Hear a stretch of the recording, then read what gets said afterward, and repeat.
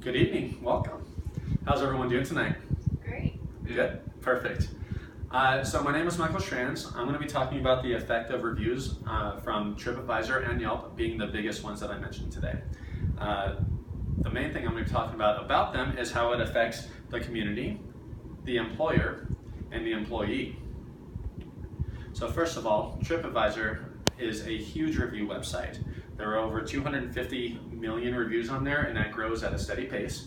What happens when you go on there and you type a review, it has to be about 100 characters or more, and if you decide that you want to add a photo into it, what happens is you upload the photo and it deletes the oldest photo up to 24 pictures at one time. So that keeps everything current, fresh, just how we'd like to see it, so that way if there's a menu change or anything like that, then you're able to see it in action.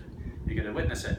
Now with TripAdvisor, like I said earlier, there's 250 million reviews. There are over 5 million businesses on this website.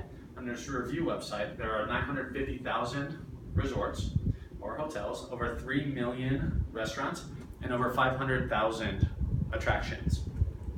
Now what's nice too is if you're traveling to another city and you want to get a little bit of information about it and you can't find it on the review, then you can post it on TripAdvisor's forum, which has a really high response rate of 85% within one day. So that's really awesome if you're going to try to travel somewhere and you just cannot find something for the last minute. That's the way you can do it. Also, it is very mobile.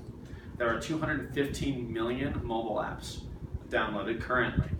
And again, that's been growing at a steady pace, and I'll kind of talk about that with Yelp as well, about the trending of it. Speaking of Yelp, Yelp gives a little bit more demographics.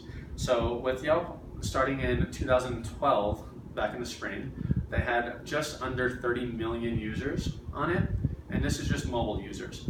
This year in the spring, over 83 million users. So that's a significant jump, and what that says is that people are becoming more and more involved with trying to get into reviews, witnessing reviews, and seeing what it's all about. If you want to see a product, or if you're looking into going to a restaurant or purchasing something, you want to see if it's good before you go there. Otherwise, you might waste your money. You don't want to have that happen. With Yelp, however, they don't just cover the same three that TripAdvisor does, which again were the hotels, restaurants, and things to do. Yelp has a lot more categories, the biggest one being shopping, and restaurants is the second one, which is where I work at 19% of the reviews on there. So some of the demographics is that it's geared towards our generation.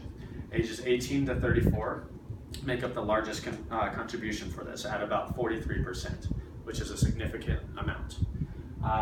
There are also 36% from 35 to 54 and about 30% or 20% for over 55. Now, when it comes to the education population, it's about 55% of the reviewers are graduating with a college degree or have already graduated with a college degree. So that's a great demographic. And finally, the income is the next biggest demographic that I think is important. People making less than $60,000 a year make up about 36% of the reviews that go online. And then the other big one comes from people making over $100,000 a year. I mentioned about the different categories earlier, and so I thought I'd show you what the categories are here by percentage. As you can see, like I said, shopping takes about 24% of the total market. Next is going to be the restaurants, and then it goes all the way down to hotels, which is at about 4% as the smallest share. And I also mentioned how starting in the spring of 2012, it was a little bit lower, about 28 million, and it's grown significantly over the past 4 years, and it's going to continue to grow in the future. So what is the impact of this? The impact is that on sales, it affects me. I'm a server. People come in and they see that we're in the top 5 on TripAdvisor, and what that does is it allows us to get more clients. It's free marketing. If I'm the owner of the business, I don't have to spend money on that because TripAdvisor already does it for me. And another interesting statistic is that just about 90% of the of people that are reading reviews follow the reviews, and that's according to Marketing Lands. Also, businesses are able to take advantage of this.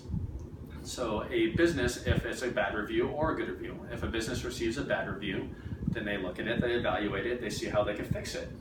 If it's a good review, then they know what they're doing right and they'll keep doing that thing right. Now, the one bad thing about these is that it's easier to complain than it is to compliment. So take what you can, take it with a grain of salt.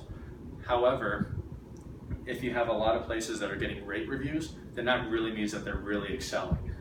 And that's a great thing for the business. So in conclusion, I want you to continue to look into TripAdvisor, and that you can go into Yelp and go into these review sites, dedicate to them, give a little bit of help or a little bit of reviews, and that will benefit the business, the consumers, and the community, because it's helping everybody come together. So I want to thank you for your time.